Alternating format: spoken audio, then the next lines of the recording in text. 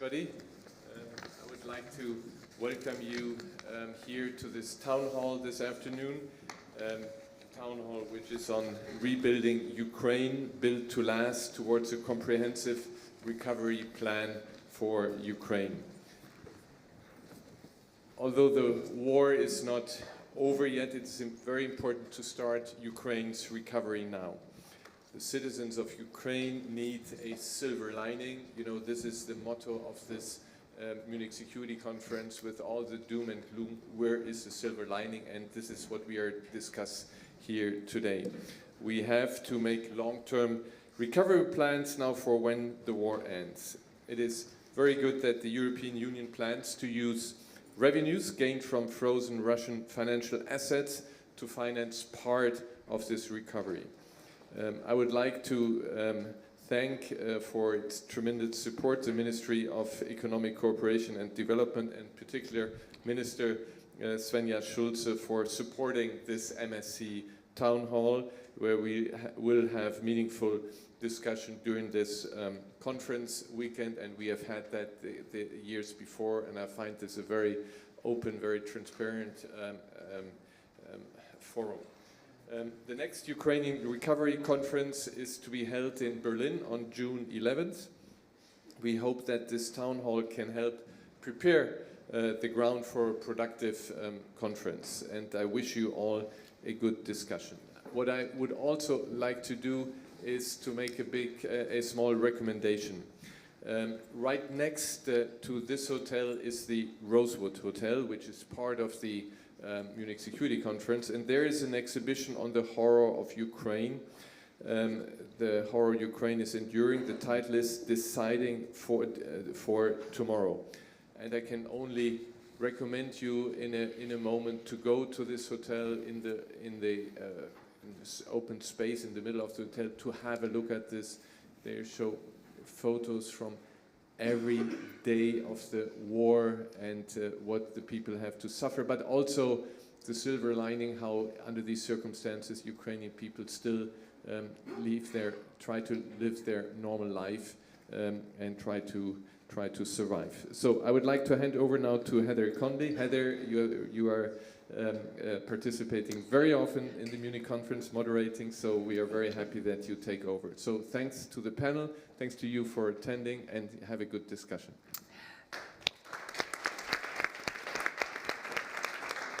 Well, Christoph, thank you so much for that fantastic introduction, and we have an amazing panel before us. I'm going to take the moderator's prerogative.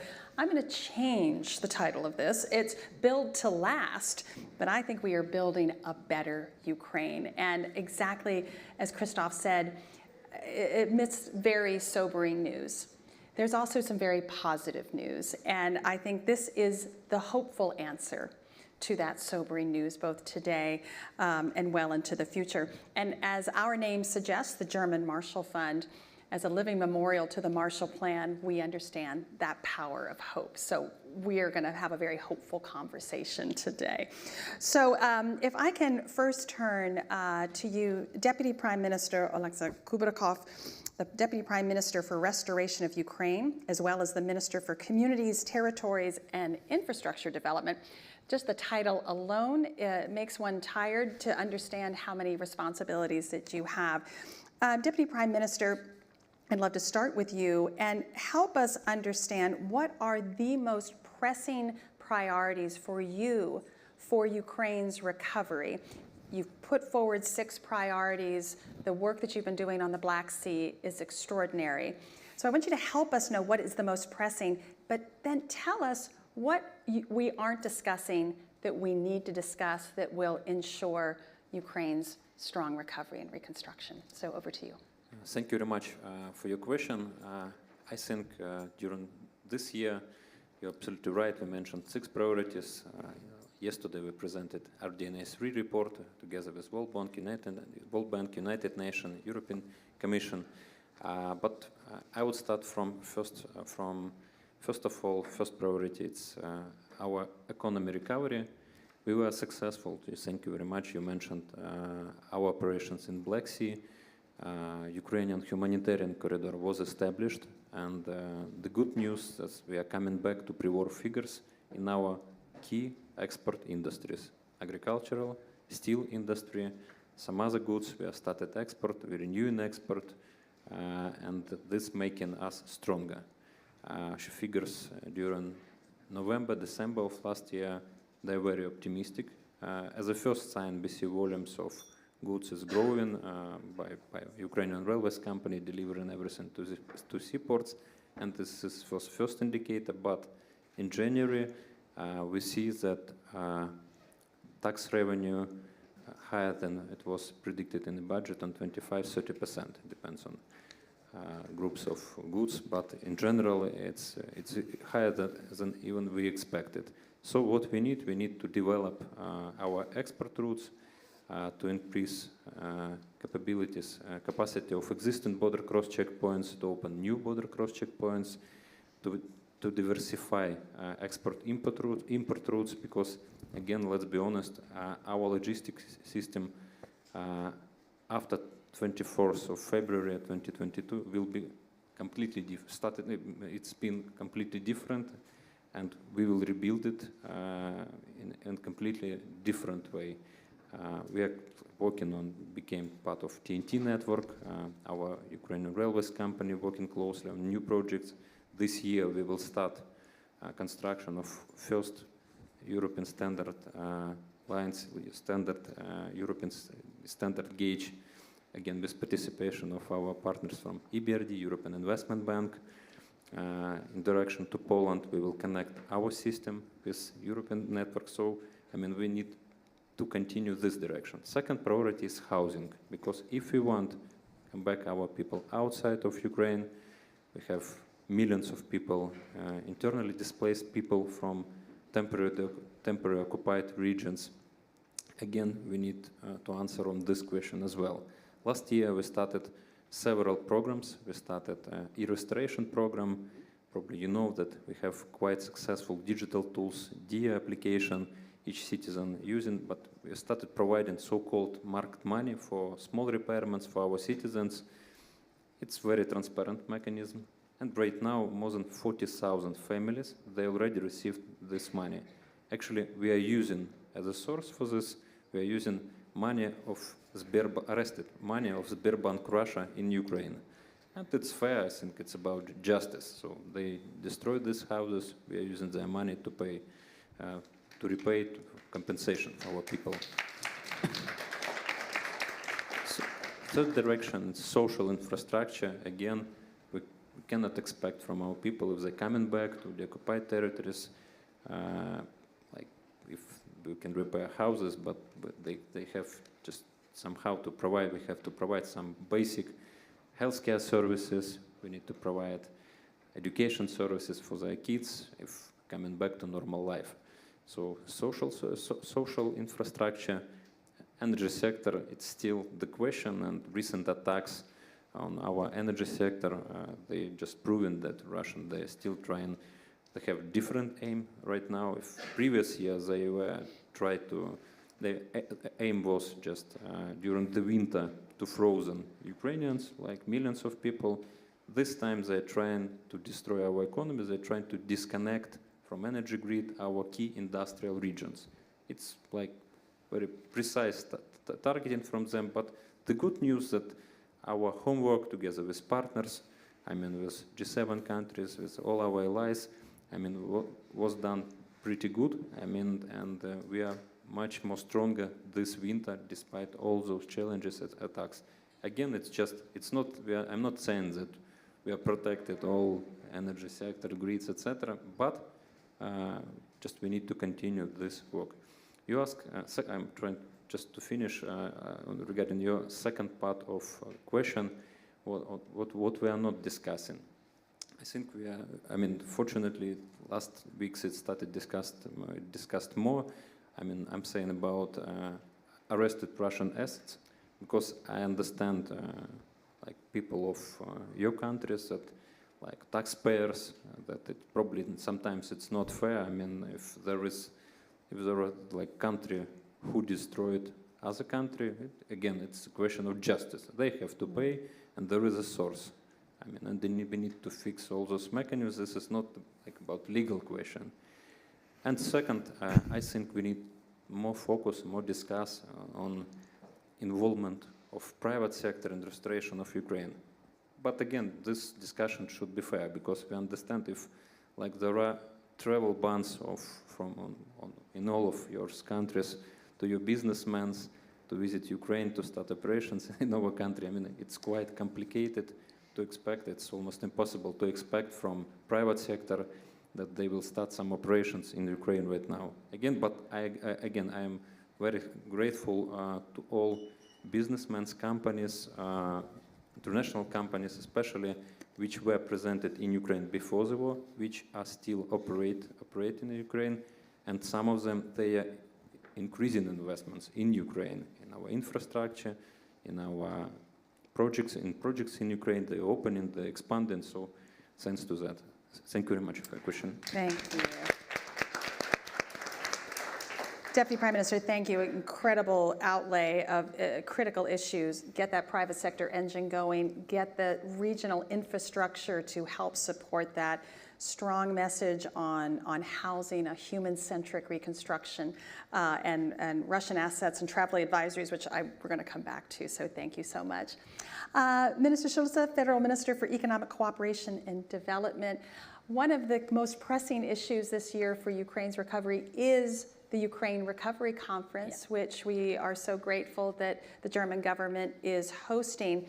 I'd love for you to help give all of us a clear sense of the vision, of course, the Ukrainian government's vision for this. What are your most pressing priorities, and what should we be discussing at the Ukraine Recovery Conference that we may not be today? Yeah, the first what I like to point out is this conference we're preparing together. Absolutely. That is a team that prepares this conference. And that is really a challenging time for Ukraine. You can see that in the exhibition Mr. Heusken mentioned. But just to imagine, Russia attacks civil infrastructure every day. And that means a lot to the people, that means a lot to work in that country. That means a lot for the humanitarian situation. And then you need to take a budgetary outlook. That is also difficult. We need to say that. And then the hurdle of a lack of human capital. The people are on the way to reconstruct Ukraine, to rebuild it better. But it is hard because of lack of human capital. So that is our backdrop, what we need to work with. But seeing how brave Ukrainian people fight for democracy, how a lot of hope is in the country, that is what is the driver for this conference. And we need to find solutions. We need to mobilize international support. It's not enough to have support from us here. We need more support for Ukraine. So we have decided to have 4 thematic dimensions. So that means we have the human dimension, social recovery, human capital, what we need to discuss. We have the business dimension. We need to mobilize the private sector. That is really important. There is not enough public money. We need private money also. We have the local and the regional dimension. The municipalities, the regions need to be part of the process. They need to help to bring that forward.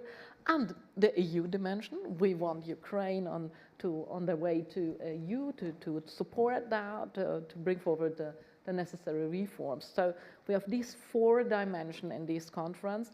And then our goal is to include you all here, private capital, private sector, private capital, civil society, municipalities.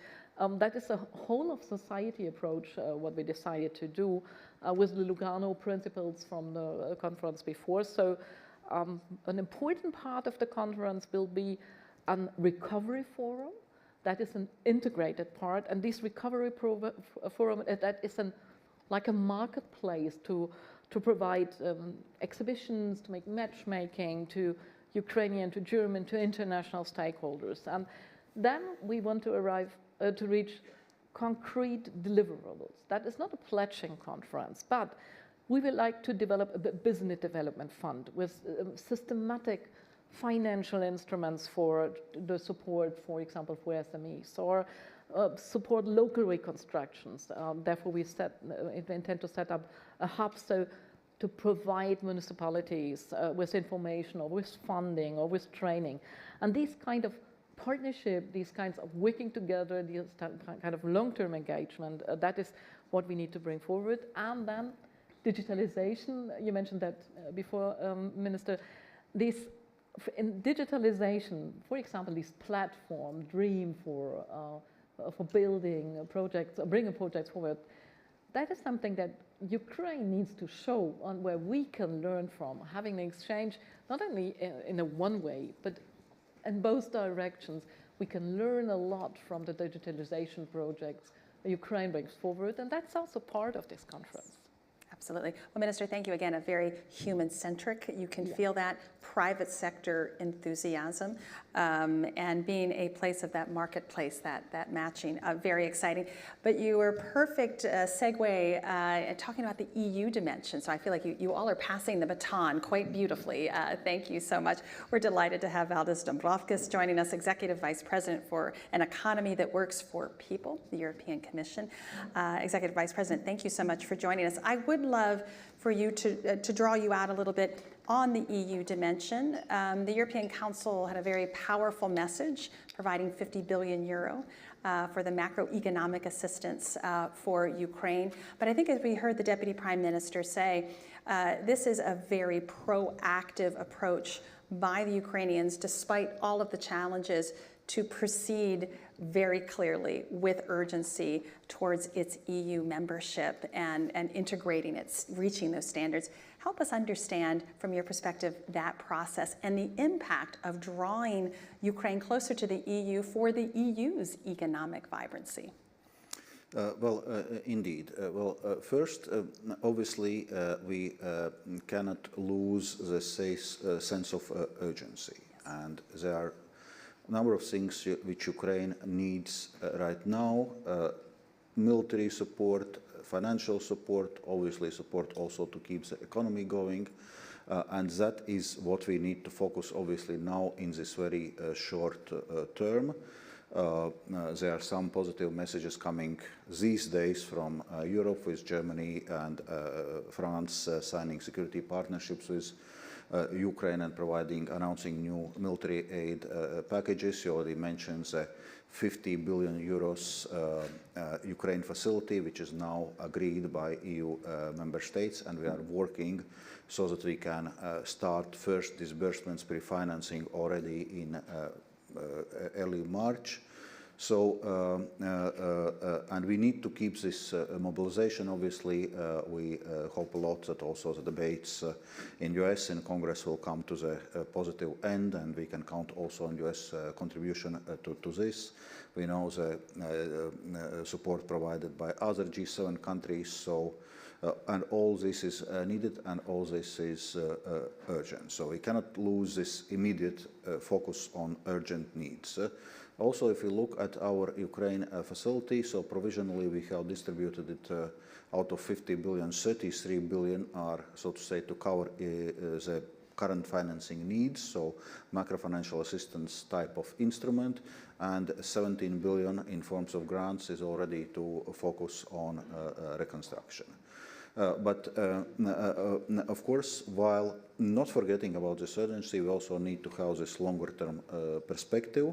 And for this longer-term perspective, indeed, we need to work already towards Ukraine recovery. That's why a substantial part of our facilities for this. That's why we have a multi-donor coordination platform to coordinate this work with other international donors. That's why we keep providing also economic support in terms of improving Ukraine's access to EU market already now in a short term, and having a priority action plan on Ukraine's integration in a single market over a medium term.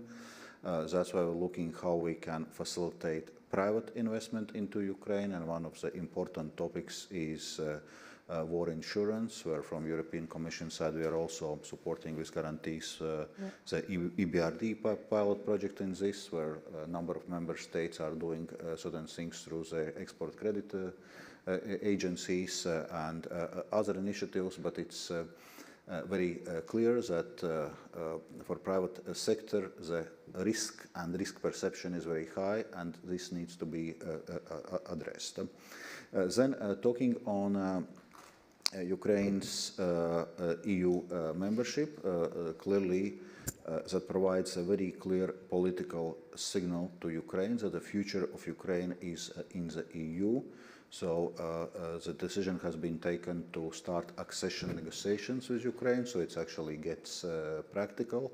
And currently we are in this stage of practical preparations as regards accession negotiations themselves.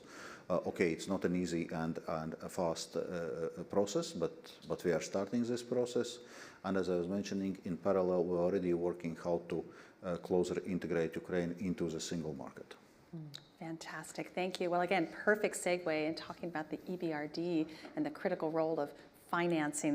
We are delighted to welcome Adèle Renaud-Bassot, the president of the European Bank for Reconstruction and Development, and the critical role that EBRD, as well as the European Investment Bank, has played.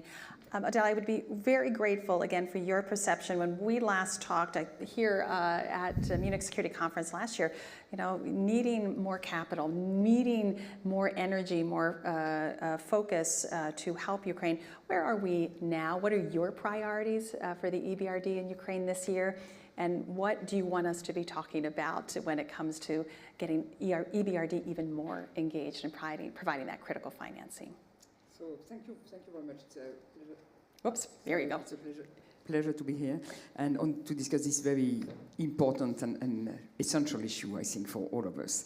And EBRD has been extremely active in supporting Ukraine, and in the last 2 years, since the beginning of the war, we managed to keep our and to increase even our level of investment, thanks to donor support and to the support of all our shareholders that provided us with guarantee and help us to step in and support the real economy. So I think all the kind of support we are talking about are very complementary. There is a military dimension, which of course is crucial. There is a macroeconomic support, and the EU decision is extremely important because my take is that the economic of Ukraine economy has really stabilized and even increasing is positive. I mean, it's plus 5% GDP increase in 2023. I mean, who would imagine plus 5% GDP in exactly. 2023? It's amazing. That's Absolutely. amazing, and that's very much due to, that's been possible thanks to the huge budget support that has been received, because it has helped to give the government the capacity to continue to pay pensions, salaries, and so forth, and create demand and so forth. So keeping this support, keeping the IMF program on track and so forth is very important as an anchor. And with this basis, what we've seen is a real capacity to invest. And of course, it's difficult to bring in for new foreign investors, companies that have never invested in Ukraine. It's quite a challenge to convince them to say, well, this is the right time to do it. But what we see in real, on a daily basis is investors, companies in Ukraine, local companies, but also foreign companies, developing their activity there, keeping the things moving, keeping the business open, relocating, developing new infrastructure, new warehousing, investing to increase their capacity to produce, and that's a real investment taking place. So we've been able to invest 3.8 billion in the last 2 years, much more than what we used to do before. We used to do 1 billion a year, so we have almost doubled our investment in the private sector, directly with companies, but also through the banking system. And I think the resilience of the banking system has been amazing. And through the banking system, you can finance SMEs and provide support to local companies that need to be supported for working capital or also investment, but also support to key infrastructure, and in order to keep the electricity system functioning, improve the railway system, and increase the capacity to export to EU countries, neighboring EU countries, but also municipalities and so forth. So all this is already taking place, and I think the more we are able to invest now, the more, easier the reconstruction will be, because if the country is completely that stops in a way of the economy is collapsing, it will be much more costly and much more difficult to rebuild.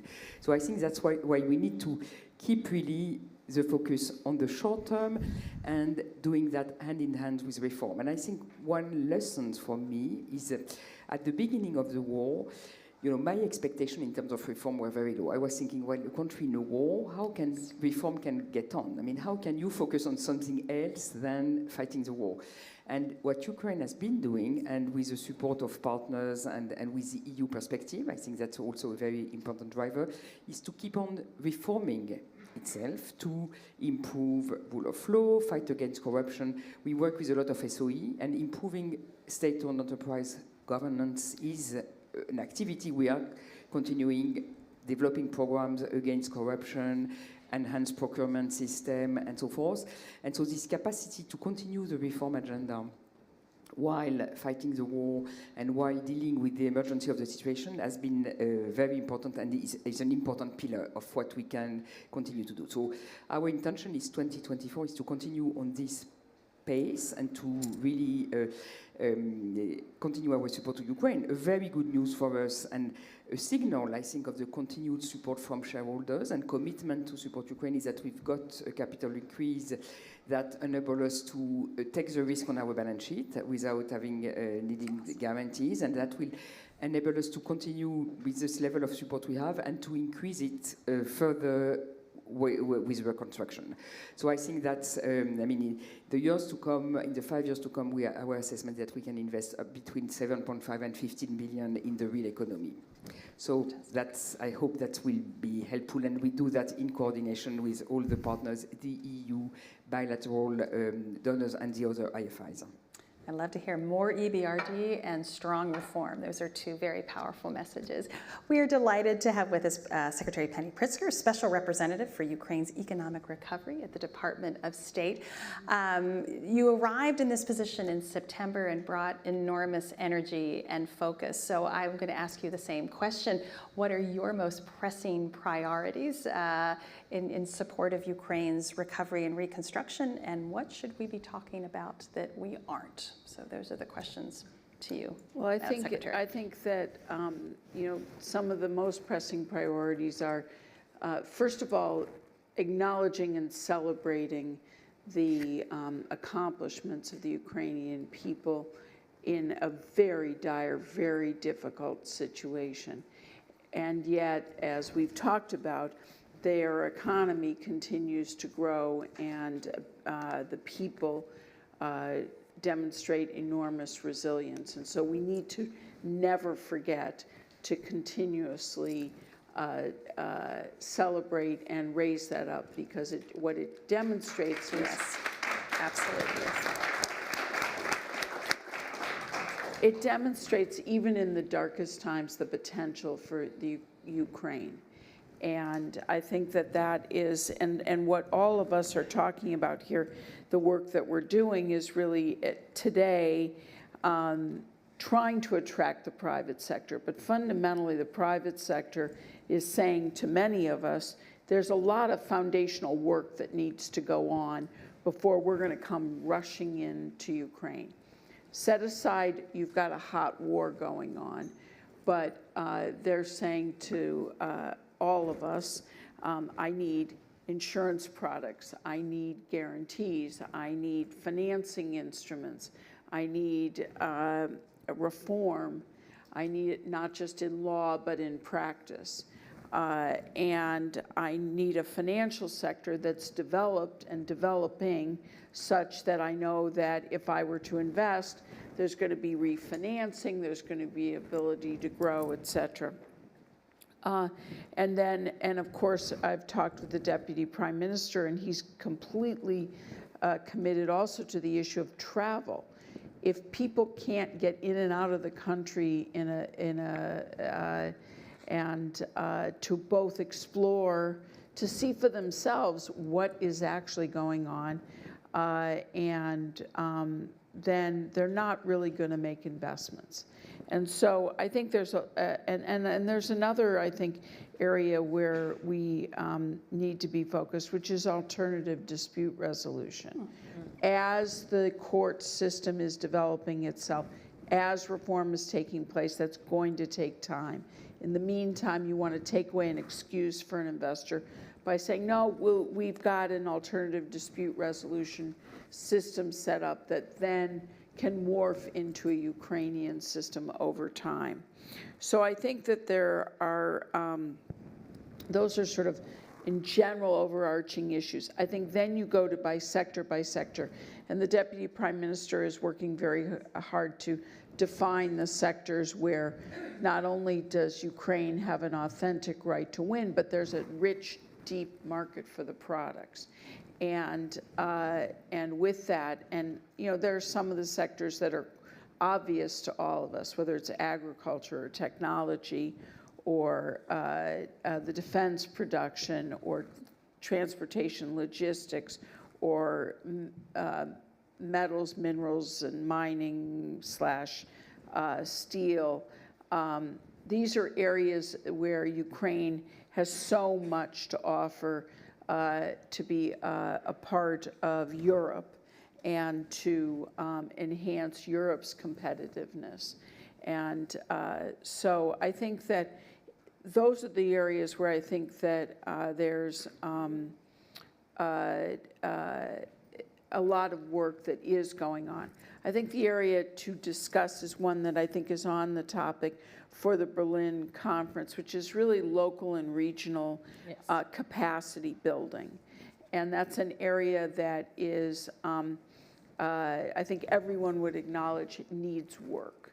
But I think to talk, it's very easy to say those overarching words, but then you've got to get into the specifics. And how does one tackle that? Does one start at a national level? Does one start at a local level? Does one divide the country up and different countries are involved in different parts of the country? How does that work? And I think that's a place that's very underdeveloped as a conversation and one where we need additional focus. Fantastic. Well, we're a firm believer in bottom up and cities and civil society and really having them be such an important part of the conversation. Speaking of the conversation, I need to bring this wonderful audience into the conversation. You have an incredible panel.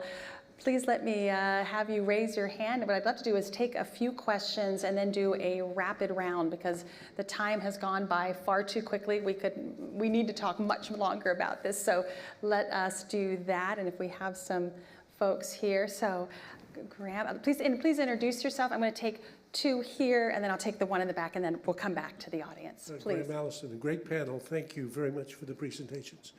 So this is particularly for the Deputy Prime Minister.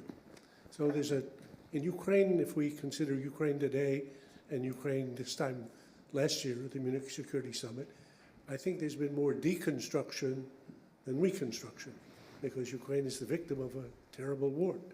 And if I look at how many people have been killed or how much infrastructure has been destroyed or how many apartment buildings and so forth and so on. So could you say a word about whether or how far we have to get in the ending of the deconstruction before we can credibly pursue the reconstruction? Thank you so much. And we're going to pass that microphone over there to all of you. Thank you. Thank you. Orisa Lutsevich, the head of Ukraine Forum in London-based Chatham House. Thank you for having this conversation, amazing interactions. I think that I have two dimensions I would like to explore. One is access to actual Ukrainian SMEs. Odile mentioned that through EBRDs working through the finance sector, but the Ukrainian banking, the price of capital is very expensive, and 70% of companies are saying it's too expensive for them to go and borrow from these banks. Is there a discussion about some new tools, mechanism, blended finance? Another one to Vice Prime Minister Kubrakov about this, exactly something that Penny Pritzker said, and I see Alexandra Azarkhina is here, who is working on regional development strategy. What is the thinking about this framework inside Ukraine, about the levels of responsibilities, how the priorities will be decided?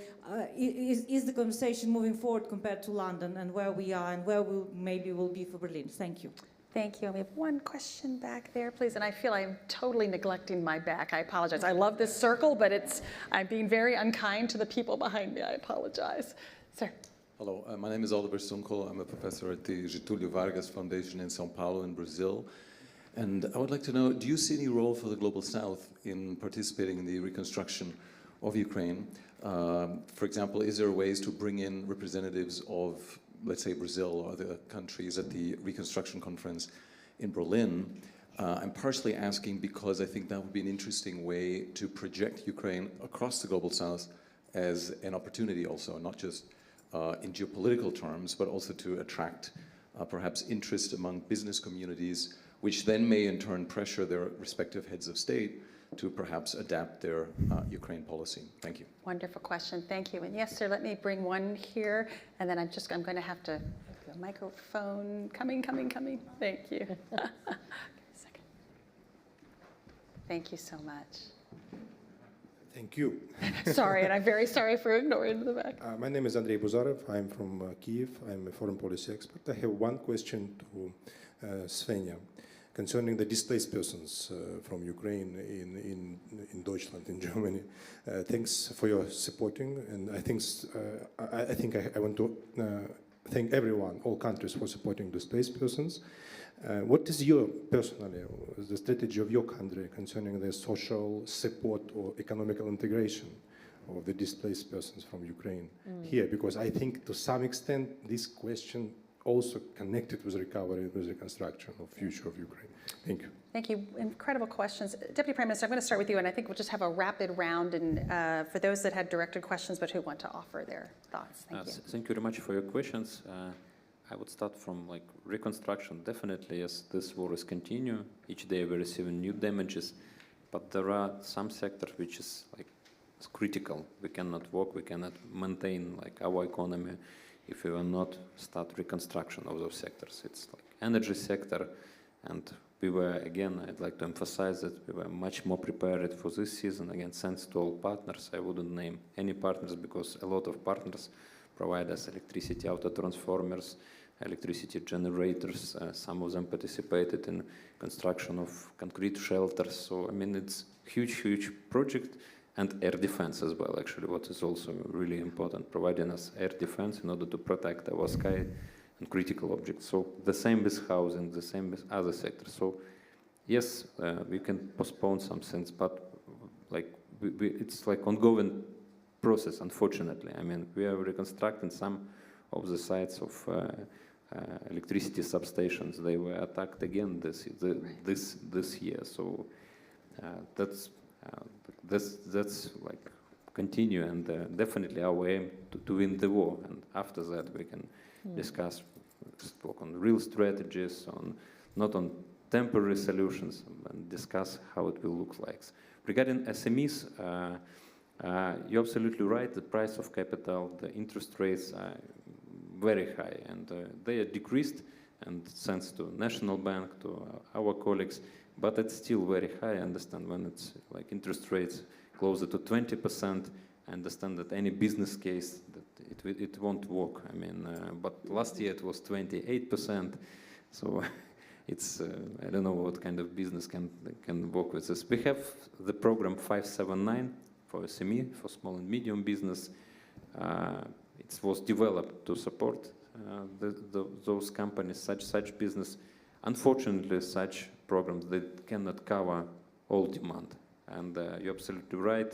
We have many cases when on the occupied territories, even in Kyiv region, there are very good production facilities, quite with good owners previously invested by IFC, by other institutions, and they want to restart their production. They want to start again.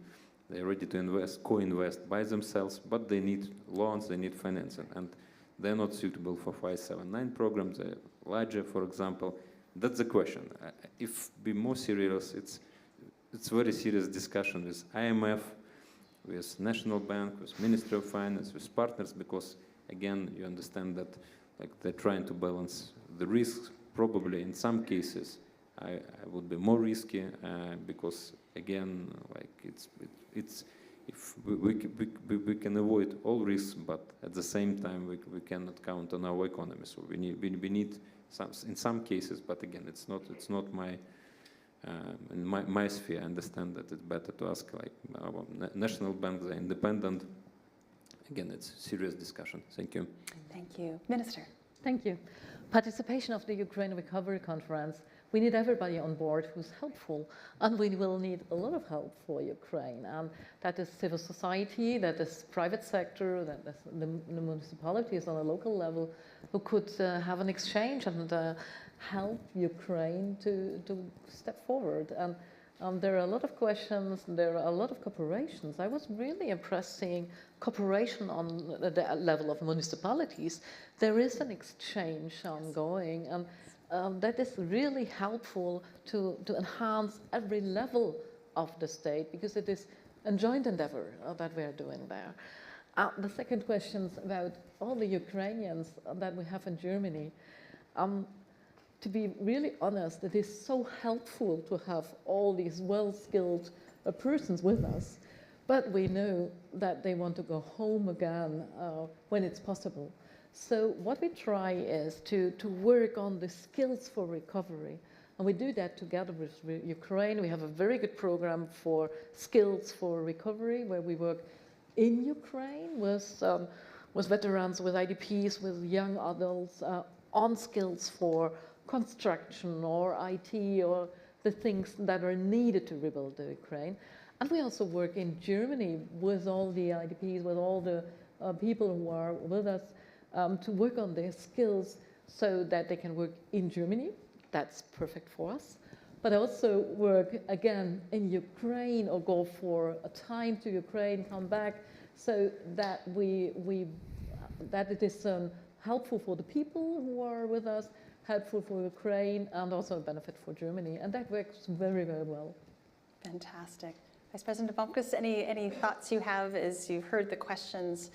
Any closing thoughts as we're doing a lightning round here? Indeed. Well, first of all, obviously, Ukraine reconstruction is something which will require major effort from international community, and the broader the support is, the better. So from that point of view, everyone is welcome to contribute. If you look also now on our multi-donor coordination platform, just recently we accepted new countries and new observer countries to this multi-donor coordination platform, exactly countries who are now meaningfully contributing to supporting Ukraine in this period, and also looking forward for the recovery. So from that point of view, certainly the door is open, and the broader the international alliance which is supporting Ukraine, the better. Just maybe to come back on some of the points on financing of private sector in Ukraine, I think this is indeed a very important point. Kind of brings us back to this topic on war insurance, and that's one of the elements which is making finance in Ukraine right now so expensive that on top of normal business risks, there is a country risk, war risk. So this is something which needs to be addressed by the means also of public support, first loss guarantees, similar instruments. Well, we have experience in the EU how to deal with these kind of programs, for example, through Invest EU program. European financial institutions have large experience in this area. So it's a question now of actually working very practically and making sure that it is actually happening on the ground. Thank you. Absolutely. Yes, thank you. Adele, please. Thank you. On the issue of deconstruction, reconstruction, I mean, I think that it's a bit of what is important, a theoretical question, because you need to reconstruct as quickly for the country to continue to function. So I think that's, and that's quite amazing when you go in Ukraine, I mean, outside of the occupied territory, which is a very different situation, but otherwise things are, I mean, moved, because you need to have electricity, you need to have transport, you need to have everything to have the economy working. On the question of the cost of funding, this is a true question for ourselves. I mean, as the bank provides direct financing to some businesses, private sector and so forth, and what we did is to keep the price of before the war. Until now, we kept the price of before the war. So we didn't look at evolution of risk, market development and so forth, but we continue to land at the pre-war price, which was quite something. So now we are going to progressively evolve because of, I mean, we need at some point to look at sound banking principle, but we will be very progressive.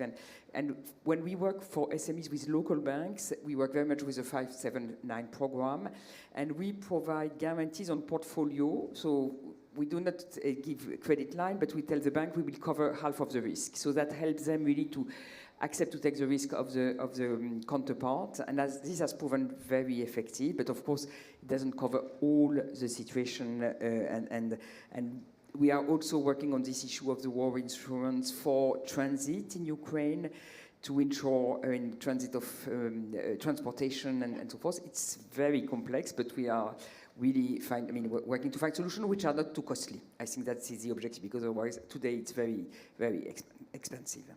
Secretary Pritzker, closing thoughts. Well, I'm going to build on the question back here about people. And I think that the return of refugees and the reintegration of veterans is absolutely essential for Ukraine's future. And I think the Ukrainian people, first Ukraine needs its people, and the Ukrainian people want to come home, and the countries that have been extraordinary in hosting so many refugees need to also be part of the process of helping folks return home. But what's critical for that to become a reality is what I think that the Deputy Prime Minister said were some of his most important priorities: security, housing, health care, training, jobs. And so all of this is essential to get your refugees and your veterans reintegrated into society. But it's also the same as necessary just for Ukraine recovery in general. And I think one of the things to highlight is Ukraine has embraced being a digitally run country in a way that I think is they're leading the world in that respect. We're a little envious of some of these wonderful tools. We're envious. Exactly, exactly. Yeah. And whether it's DIA, which has many, many capabilities, but I'm going to highlight one, which is job recruitment tools, or Maria, which offers online education, for children and for those living away, or e-registry, for Ukrainian vets to access services, or the U.S. is supporting vets with mental health. We have to remember there are going to be mental health and psychological supports that are needed. And that's another part. And then finally, I would just say, we also have to remember there are many veterans who have also been wounded in war, and so support of prosthetics and support so that everyone can have access to a job, regardless of their physical condition. So I think that's an area of potential. Well, I think I told you that this would be the most hopeful conversation that you would be a part of. A mentor of mine always challenges me as a leader. He said, always know what time it is. So what time is it? It's time to celebrate Ukraine's accomplishments, its focus amidst incredibly difficult circumstances. And we celebrate what you've done and are continuing to do. We celebrate the resilience. And you are a lesson to all of us of that courage. So thank you. So it is time to celebrate, but colleagues, what time is it? It is time to build. This is the most important building project of our generation, and we're honored to be a partner to this great building project. Thank you all so very much. Oh my goodness, you guys are so good and easy. Absolutely, thank you.